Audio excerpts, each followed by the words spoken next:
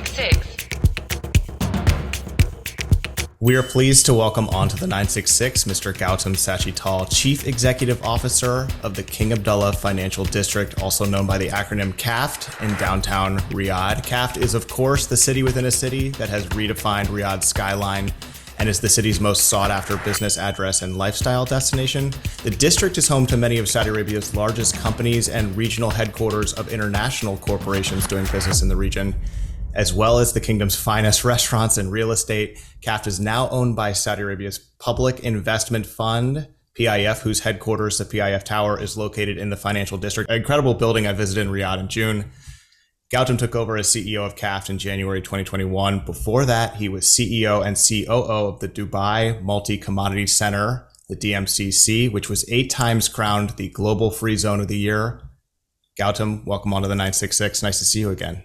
Thank you very much, Lucian, for that very appropriate introduction. And Richard, lovely to meet you as well. I joined only in June of 2021, not January. Excuse me. 2 years and 2 months, I think, in this job.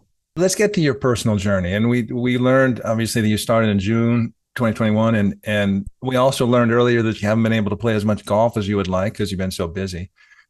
But can you tell us how you arrived at KAFD? So that's an interesting question. I mean, there was a point of inflection in my life, I think, where I said, you brought in golf. So I said, this is the point in my life when I'm going to lower my handicap, do a lot of travel, retire from a full-time job. And then KAFD came along. And I said, this was something that I would absolutely love to do, just because of the sheer size of this district, the stage in its evolution, the ability to bring a project that was it had slowed down for a few years, to actually bring it to life and make it the prime destination for business and lifestyle in the region. In fact, indeed, globally as well. And it was too great an attraction for me. And it was a no-brainer, basically. And this is where I am today, 2 years on. But prior to that, Lucian mentioned you were in Dubai, yes? And is there overlap from that experience with KAFD, or is it a different sort of feel? Well, it's pretty similar, yet different. And I'll explain both. So it's similar in the sense that when I joined DMCC, it was just after the financial crisis. So I think it was 2010.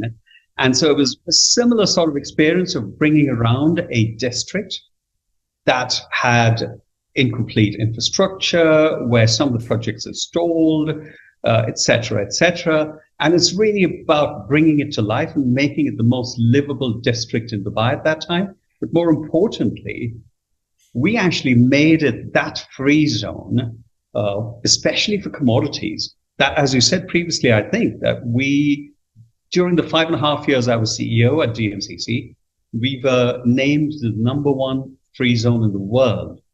And it's gone on since then to get 3 more awards as #1 free zone in the world.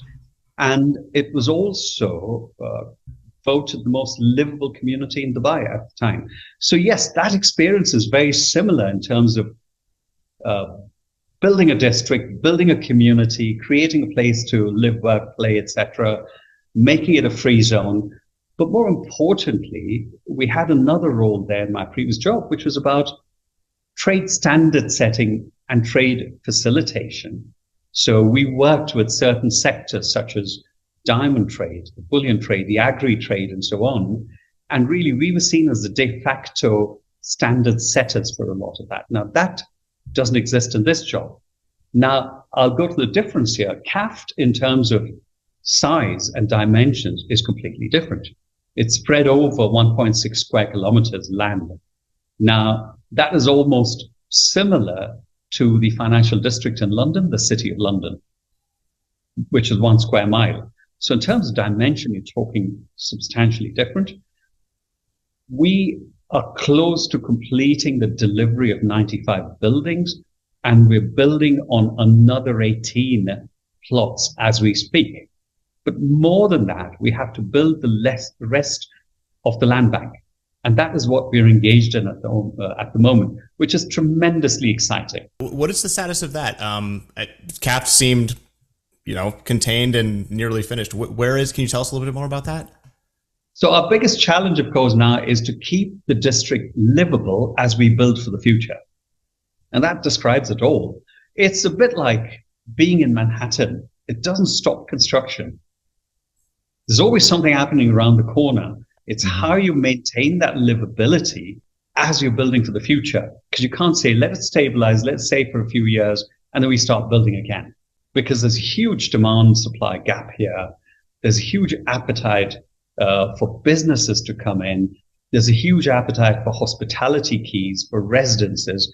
And these are all the asset classes that we're bringing to market as we speak. Talk to us a little bit more about KAFD as an experience in terms of living there, working there. I know it's the leading smart city in Riyadh in Saudi Arabia, and one of the leading cities in the world for that. Can you tell us about that and the importance of being a smart city and how it touches every point of anybody who is in there and how it impacts their experience in KAFD? Wonderful. I mean, I've got to say that I work here as well as live here.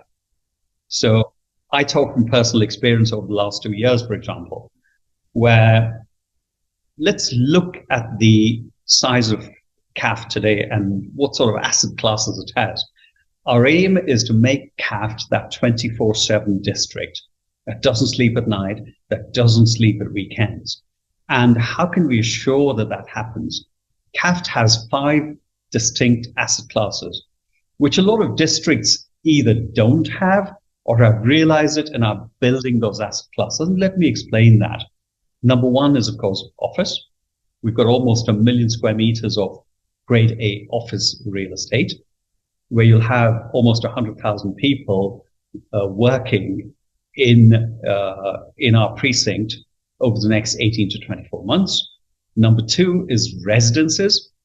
At the moment, we have over 200 residences, and not only are they fully occupied, but we have a huge wait list. So we're actually furnishing our upcoming apartments to be able to meet this demand. So there definitely is a demand to live and work in the same location without having to encounter traffic, for example.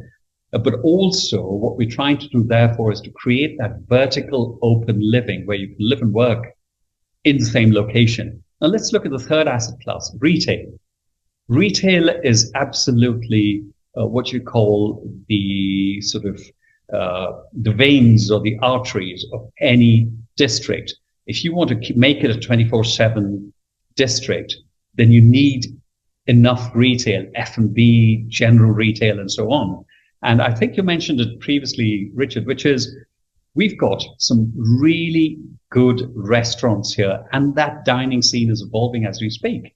In fact, just before coming here, I went to the newest opening, Jones the Grocer, to have a sandwich. So we're creating different experiences for our customers where I can literally today live in a tower in KAFD and I can walk down for my breakfast. That's number three. Number four, of course, is hospitality. We have 3 hotels under a very advanced stage of delivery. You're talking about 630 plus keys, but that hotel portfolio will grow substantially as we build out the rest of our estate. And then finally, entertainment. And you might say, what's entertainment? Cinema. We have the first cinema in Saudi in our district. We are designing an indoor adventure park. There's going to be lots of similar entertainment options for our residents. Now, every district creates a green spine, it creates walking and cycling tracks and so on. But what we will have is things like indoor adventure parks. So imagine that you're working here. You definitely want to live here. You want to dine here. You've got general retail that'll come as well. There'll be a school, there'll be medical facilities. Everything that you need will be here, which is what makes it a 24/7 district. Now, to answer your question on what does smart mean? Smart means making it, going that extra step from being just a smart district, as everyone calls it, to making it a cognitive city, a city that uses AI, that uses data analytics, all with a view to hit 3 touch points.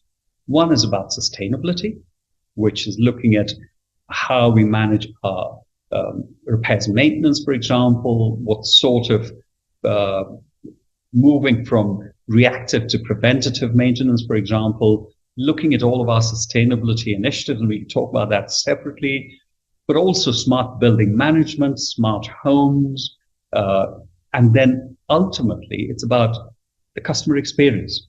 If it doesn't positively impact the customer experience, we won't do it.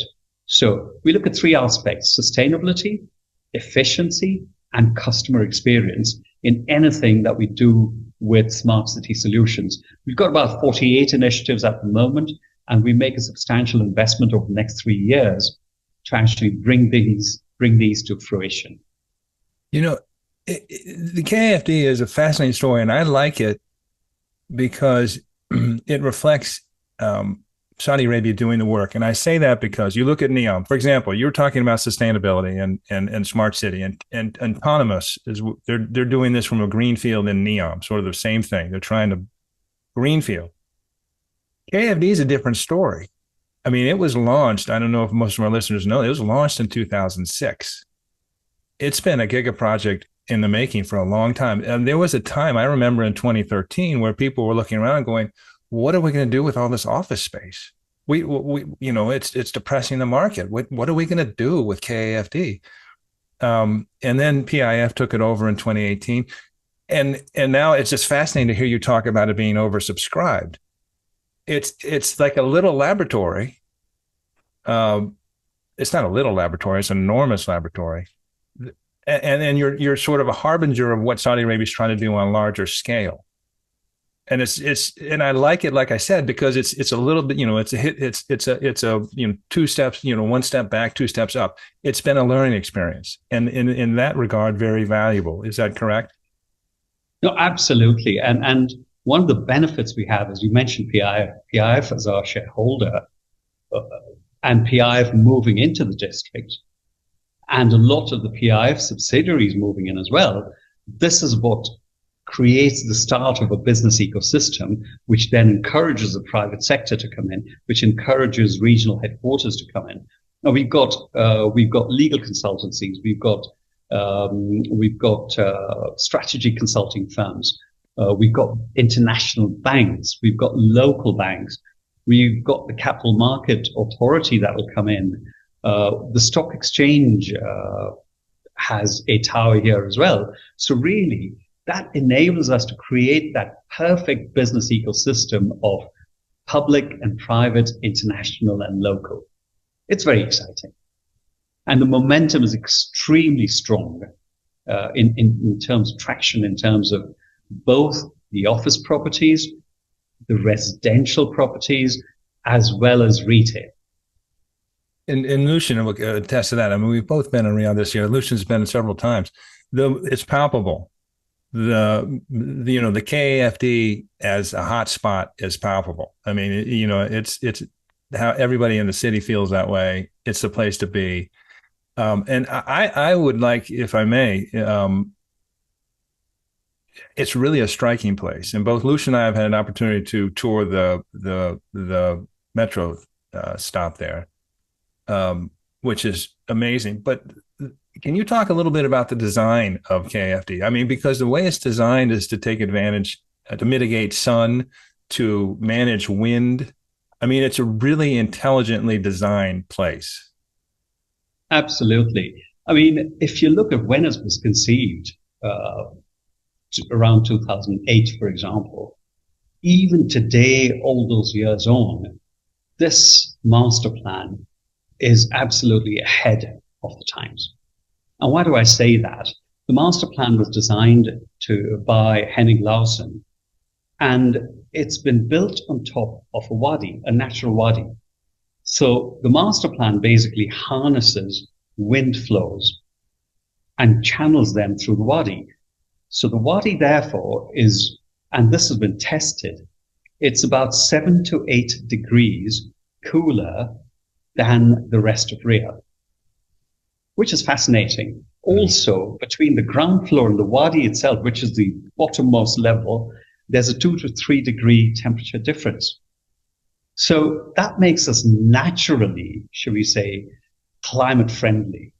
But over and above that, 25 different architects designed the various towers. Now, all of these towers, the wadi itself, the master plan, everything is taking from the rich heritage of Saudi Arabia, whether it's the desert, whether it's the crystals, whether it's the desert rose, and has really given it that very modern twist. And if you imagine, and you've seen us, there are 25 architects that have designed different buildings, but they all kind of fit together beautifully.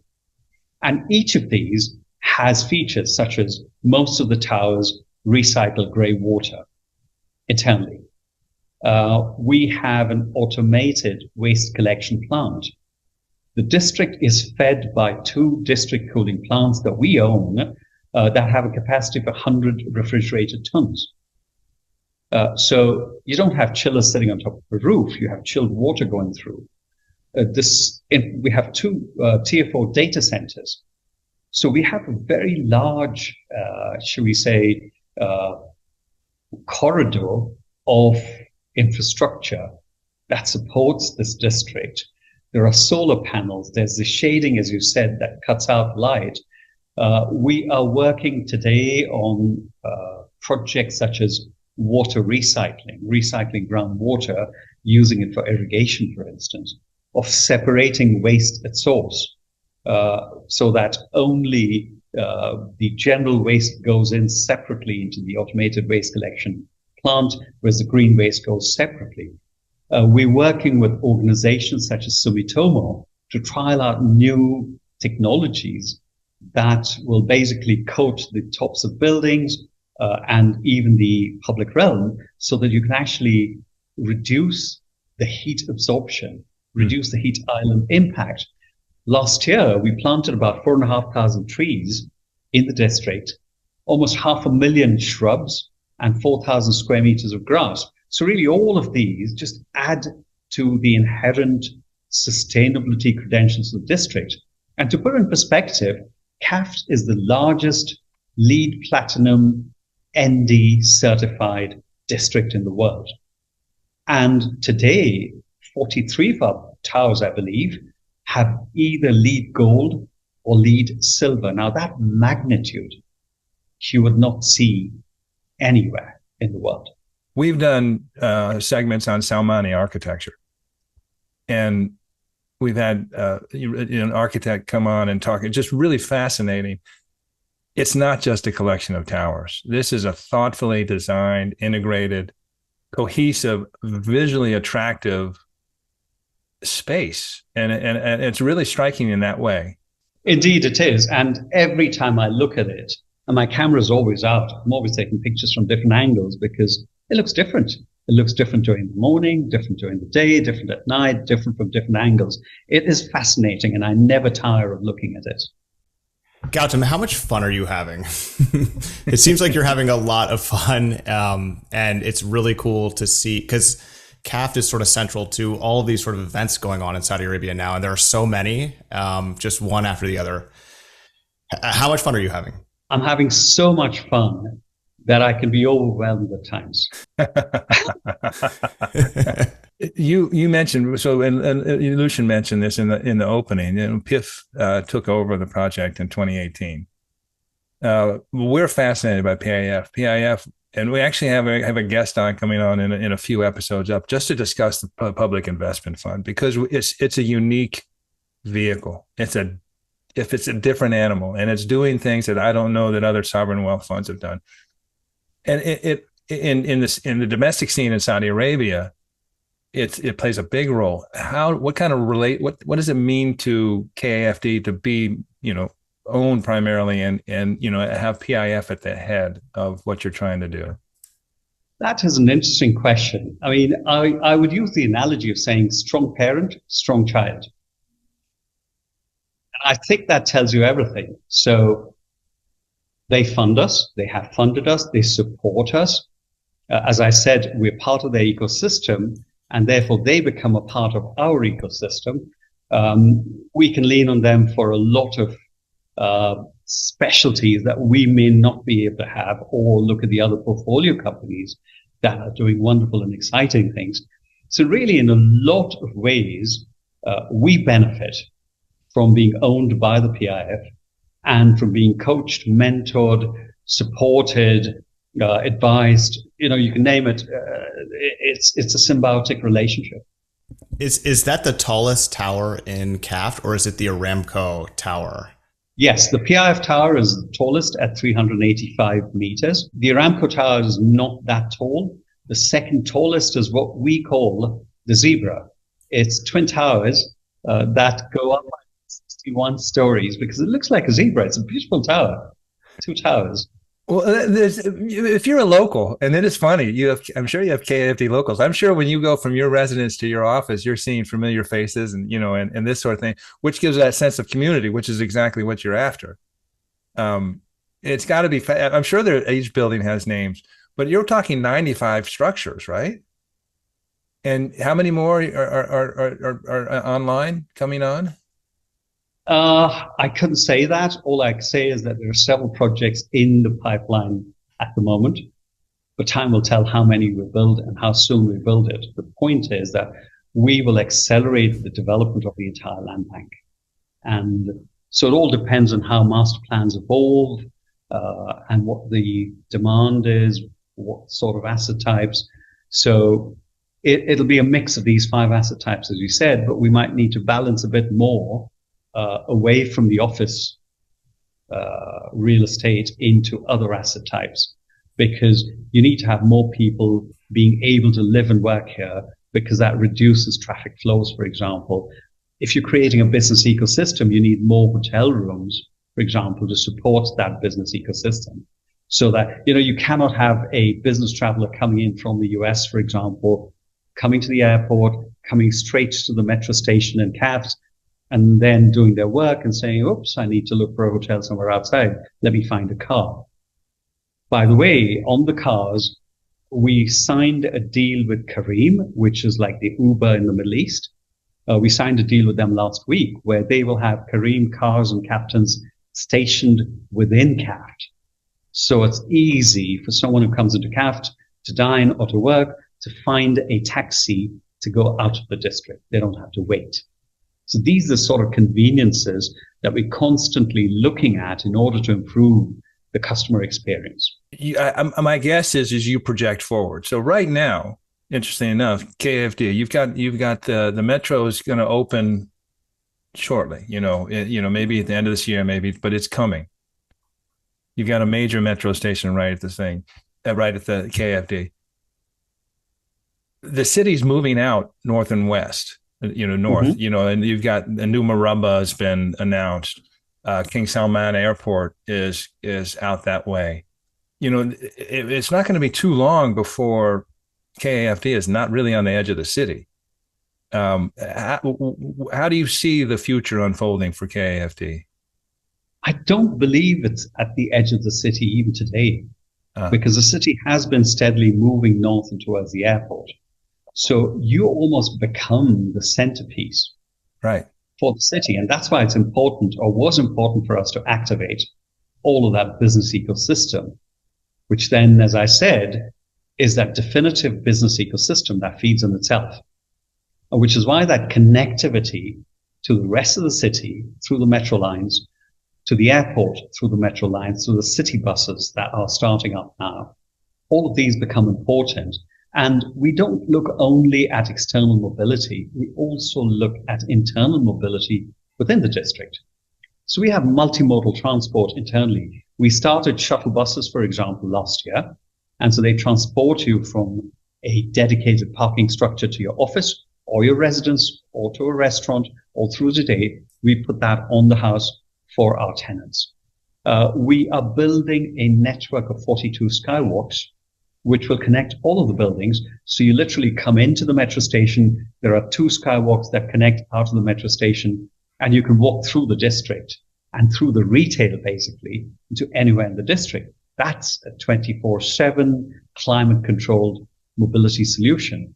We are introducing micromobility solutions such as e-scooters, for example, and of course, the public realm, which is 67,000 square meters, I think. It's an eminently walking area where you can walk throughout the district. So all of this makes this district very, very unique, sustainable, environmentally friendly, pedestrian friendly, eminently walkable, climate controlled, as I said, so et cetera, et cetera. It's an amazing place to walk around, especially at night as things cool down a little bit. It comes alive with sort of a different crowd in a way, people coming to visit for restaurants. We've shared photos on WhatsApp, Gautam, just like, oh my gosh, look at this angle. It's amazing. So there are other mega projects being developed. Richard talked a little bit about that.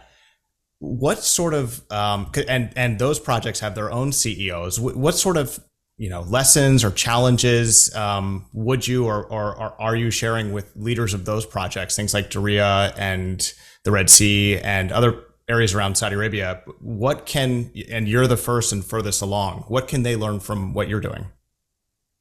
I think ultimately all of us are working towards the same Saudi Vision 2030 objectives.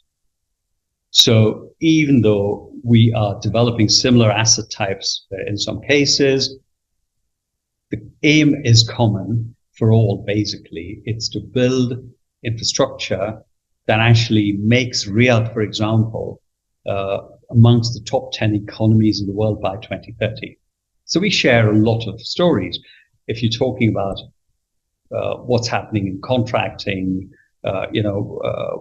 the challenges that they face, the opportunities that we have, how do we learn from each other? These are conversations that happen all the time. But yes, you said, as you said, we are the front runners in a sense, and we've got that sort of experience, having been through it. Obviously, that information sharing becomes extremely important amongst the CEOs, and we are developing forums that enable this to happen in more formal fashion and more regular fashion rather than individual conversations.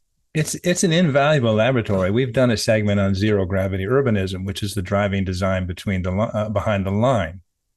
Mm-hmm. And so many of the tenets, basic concepts of zero gravity urbanism are being put in place at KAFD. A highly concentrated vertical existence that covers all the needs from entertainment to retail to professional to family residents, all these things. And that's what I said. This is, KFD is endlessly interesting because it's a learning spot. It's not only you accomplishing these things, but you're learning as you do them. As we come to a close here, tell us about dining and the restaurant scene in KAFD. It's, to me, the restaurants some of them are taken, almost exactly from London and New York and put in Riyadh, and then sort of twisted slightly to fit local demands. Tell us about why that's important, and then tell us about what restaurant is your favorite. Like, what would you recommend to somebody visiting KAFD for the first time? Like, what's your favenite restaurant? Interesting. Now, I can't favor a particular restaurant, but dang, I was going to try. maybe when we're not recording. Yeah. I'll tell you. I'll absolutely tell you. But why are concepts from London and New York coming into Riyadh? It's because the residents of Riyadh are world travelers. They have experienced these in their travels. If you look at the population here, it's 70% of the population is under 35. Highly educated, very ambitious, very well traveled. So they know what they're looking for, and which is why these concepts that come, international concepts that come in, whether from London or New York or elsewhere, this is what our customers are looking for. So we will have probably between 65 and 70 F&B outlets in the next 2 to 3 years. That will make us a definitive dining destination. Now, already we've got these new concepts opening. Now, as to my favorite, the one advantage I have living and working here is that I get vegetarian wherever I go. I'm vegetarian. Generally, they know I'm vegetarian, so I'm fed well wherever I go in a sense. Now, Il Barretto was voted the best Italian restaurant in Riyadh recently. You've got, that's Italian, of course. Then you've got El Camino, which does really good Mexican food. You have Chalmont, which is French. You have AOK, which is Greek Mediterranean. We've got Black Tap Burger and Shakes, which is really nice because they do vegan options as well. You've got Earth Cafe, and there are plenty others opening. We've got some wonderful coffee shops. A Starbucks that is the only Starbucks, green Starbucks in the region, because Recycles LEED certified platinum, I think. So we have coffee shops that are open 24 hours, lots of restaurants under fit out at the moment. I couldn't choose a favorite, but it depends on time of day, time of week, and what I feel like eating. I could take you, and I would recommend any and every of these restaurants we have here, because our team chooses very carefully the concepts that are coming into the district to balance the high price, mid price, variety of cuisines and so on. And we are able to do that because KAFD owns a majority of the real estate in the district. And that's what makes us unique again. We don't have a large number of buildings that are owned by others. We own them. So that gives us the ability to zone retail and to bring the concepts that would create the variety and that would create that dining destination. And of course, all with the purpose of the customer delight. You need employees to have breakfast, lunch, and dinner here. You want residents to be able to eat here, order in here, and you want Riyadh and indeed the world to come and dine here in KAFD. That really is an interesting angle because most, the template is a contractor builds, a series of buildings, whatever, and then leases them out, and very often becomes absentee. So, I mean, KFD is involved at every level in terms of the quality and the choices and the service provided. And I realize I have to get to work because I've only been to AOK. I know Lucian has been to more. So yeah, AOK is awesome, and so is Il Barretto is probably, I think, the winner. But you can't, Gautam, don't agree with that. Yeah, you can't pick sides. Yeah, but in any case, we need to get to work. Unique and special. I mean, if the concept weren't unique or special, it wouldn't be here in KAFD. Mm-hmm. That's the way I put it. Mr. Gautam Sashittal, Chief Executive Officer of the King Abdullah Financial District, also known as KAFD. Gautam, this was awesome. Thank you for sharing your insights and your valuable time. This is really great. Thank you very much, Lucian. Always a pleasure talking with you, and Richard as well. Lovely to talk to you.